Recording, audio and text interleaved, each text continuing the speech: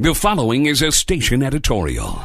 This is Holland Redfield, the U.S. territories made up of the Virgin Islands, whose population is predominantly African American, and with Puerto Rico's population being predominantly Hispanic, and with Guam and American Samoa and the Northern Marianas population largely Asian American, we have been able to jockey ourselves in a pivotal position in both the Democratic and Republican parties nationally.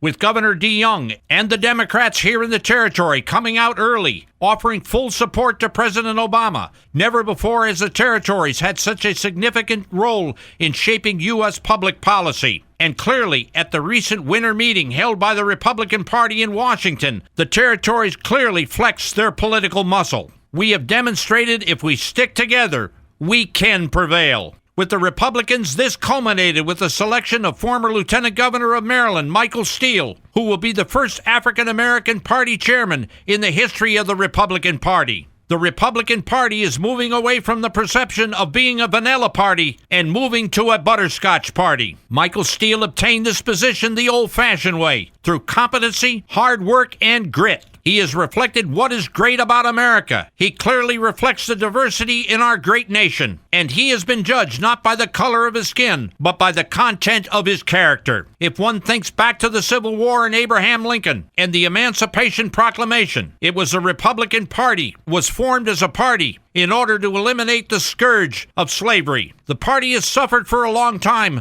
under the impression that it was not a party of inclusion. Clearly, this has been a perception, and the reality has been far different. It has not been the message. It is how the party has delivered it. It is now time for the party to retake the high ground. It is also ironic that the late Martin Luther King Jr. was a lifelong Republican. It is our belief that the Republican Party has moved in the right direction. It is time that the party rebuild, open itself up, and re-exert its rightful place in history of the two-party system in the United States. Both the Democratic and Republican Party in the territories find themselves at a point in U.S. history to change the perception that only one group rules. As the Republican Party looked itself in the mirror, it found that many had been left out. It recognized the importance that the party reaffirmed its founding principles. It had to open up its ranks to minorities. And in his acceptance speech, when Michael Steele spoke, he specifically recognized the U.S. territories and indicated that his success in attaining this new position in a great measure was a result of the territories standing together. This acknowledgement was heard in print and electronic media throughout the United States and the rest of the world. It was a tribute and an acknowledgement that the territory led the charge in revitalizing the Republican Party. And more importantly, the two-party system of this great nation is alive and well.